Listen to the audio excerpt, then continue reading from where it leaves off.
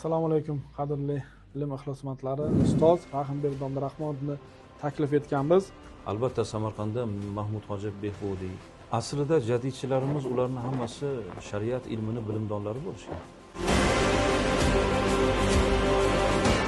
Agar jamiyat ziyoli bo'lsa, ularni har qanday yo'rg'iga yurmaydi, ya'ni ularni boshqarib bo'lmay qoladi. Mana shu choralar shundan qo'rqib, jadidlarimizni eng yomoni o'zimizni ichimizdan boya aytganidek ustoz shu mutasaddilar orqali yo'q qilishga juda katta harakat qilishdi-da.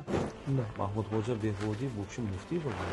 Qolaversa, bolaliklarida to'laligicha Qur'onni yod olgan murattab qori bo'lgan. Munavvar qori. O'z nomlari bilan Munavvar qori deyiladi. Bu kishi ham qori bo'lgan.